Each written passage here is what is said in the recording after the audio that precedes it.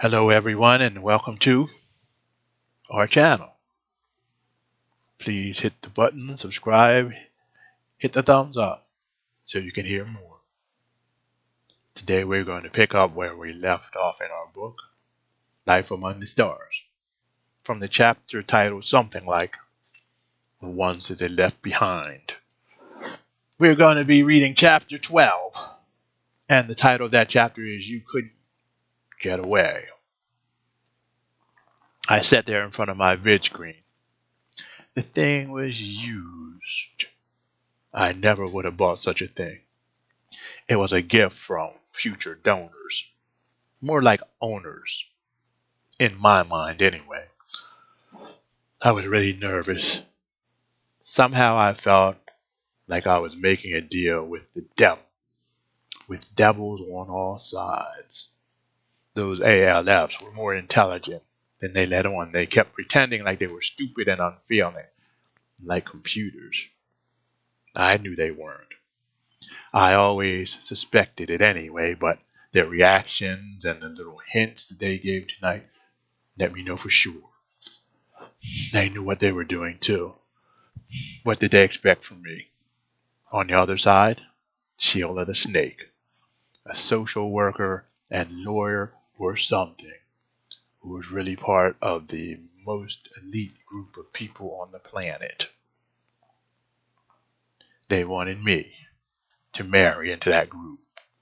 I knew that once you got involved with those people, you couldn't get away. You had to play the snake game all of your life. There was a knock on the door. I walked over and opened it. Sheila was standing there a bit disheveled, not in her usual business attire. This time she was in jeans, a large pink sweatshirt with I Love New York on it, and her hair was in braids wrapped in a pink bandana. She wasn't wearing makeup. Come in, I said. You trying to show me what you really look like or something? Get out of my way. She brushed right past and took a seat. I chuckled a bit. I rushed over here because I thought something was wrong with you. And you are what? Watching TV? Yes. I sat down beside her on the couch. And thinking about you. Really? Are you in love with me or something? Infatuated, maybe? No, not at all. Her smile dropped.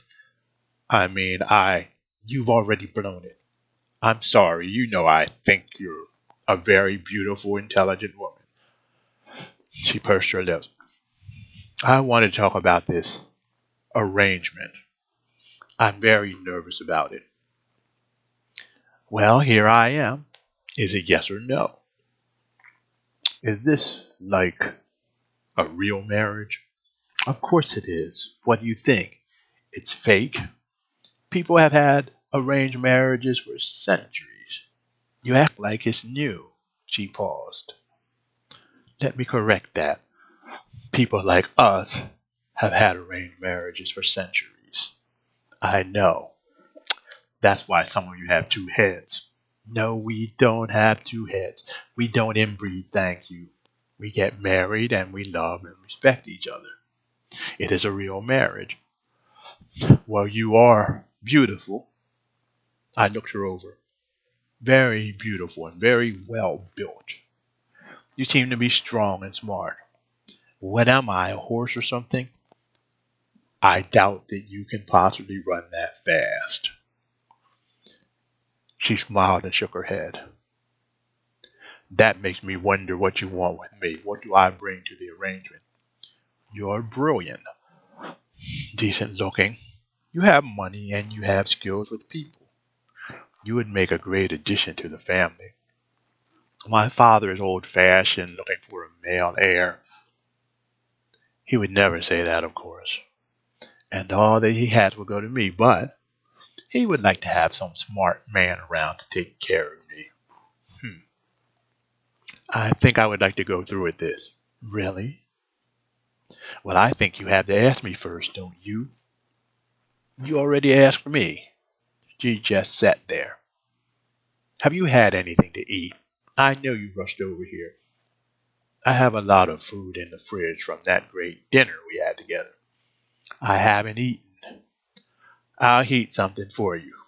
Would you like a drink while I'm preparing things? Wine, beer, juice. I'll take a beer, please. Good. I have plenty. I went over to the fridge, poured out one with a twist off top. Do you want a glass? She shook her head. I walked over and handed it to her. I sat across from her as she took a sip. She looked at me. Would you like to get married? To me, that is. Are you asking to marry me? Are you asking me to marry you? She took a drink. Yes. Will you marry me? I don't think you are sincere, she said. I frowned. Well, let's just. Yes, she quickly said. Of course I will. I reached into my pocket, pulled out a ring, and slipped it on her finger. It was an opal. I didn't like diamonds. She looked down at it and held her hand up looking at it. It's beautiful. Thank you. It's just something I had left over from the last 10 people I asked, I said. I'll get you a diamond later. I smiled. I can't imagine any woman saying no to you, she said. I just looked at her. She wasn't joking. I went back into the kitchen and heated up some food. Time jumped. I awakened early. The place was very warm and dark. The sun shield was still up, blocking out the sun from the skylight. I lay there thinking about the night before and the fact that I was engaged to an essential. That scared the heck out of me. I had been the type of person to keep my head down and lead a quiet life. I knew that just in a few weeks my life would be turned upside down. First of all, there would probably be some big news release about me getting married to Big Essential's daughter. One of those who is James Williams type pieces. The type that I always hated. My privacy would be shot. I would have to move. Or maybe not. There weren't that many humans left on Earth to bother me, and the ALFs probably wouldn't care. I knew that was a lie.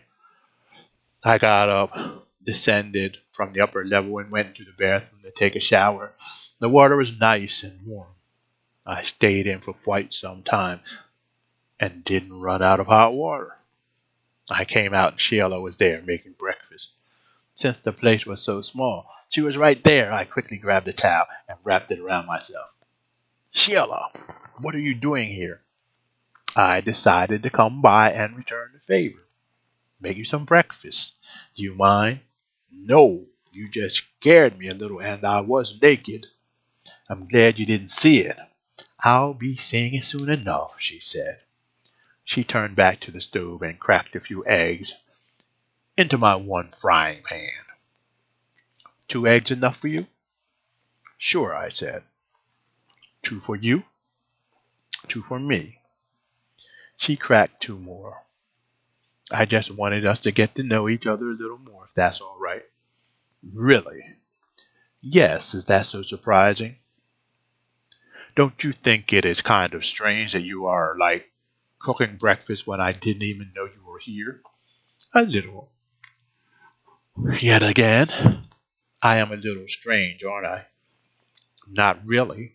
I see you got all dressed up again. This is the real me. This is my uniform for when I go out and do battle with the world. Well, I hope you don't plan to do battle with me. She finished the eggs and put half of them on a plate.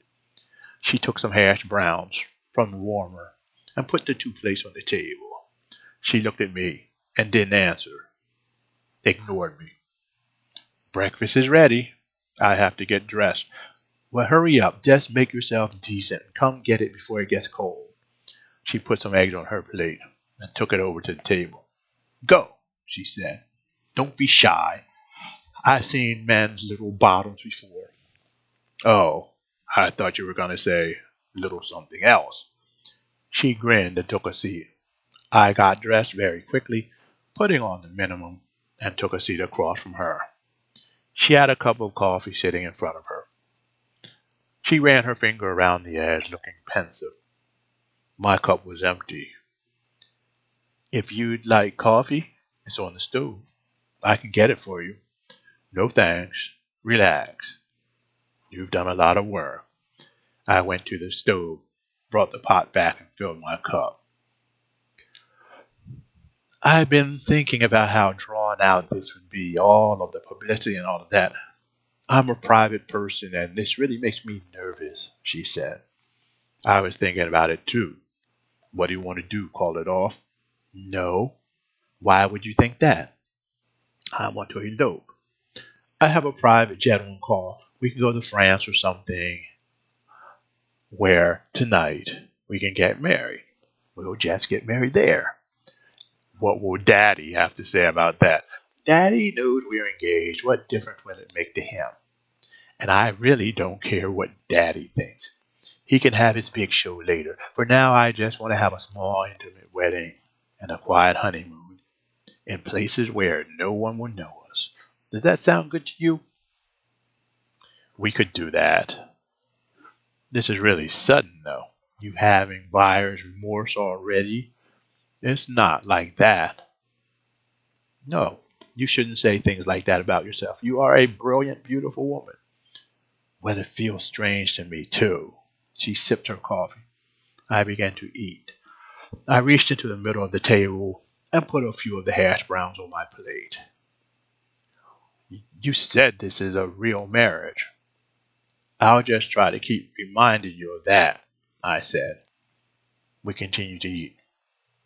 I have a few things to catch up on. We can fly out this evening. No one has to know. Roland can watch your place if you want. They won't tell anyone. Wow, this is fast. Do you want to do it? Sure.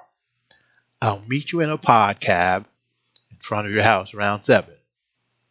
A pod cab? Are you serious? Has a heart attack. We both sat there eating in silence. This was really strange. On the bright side, at least I'll get laid tonight. It had been a long time. She stopped chewing and looked up at me. I knew you had to go there. I really did. I was speechless. She kept eating. I didn't say a word. I just sat there smiling to myself as I ate. I had to learn to control my tongue. I'm sorry, but I have to run. She finished eating and stood. I'll take care of the dishes. Thank you. It was good to be with you. It felt very intimate for me for some reason. Well, breakfast tomorrow would even feel more intimate, she said. And that is the ending of this chapter. Chapter 12. Stay tuned for chapter 13, the final chapter. Thanks for joining us again, and feel free to visit us at our website at www.nextstepcoaching.mysite.com. You'll find the link in the description below. Namaste, everyone. Namaste, everyone. Until tomorrow.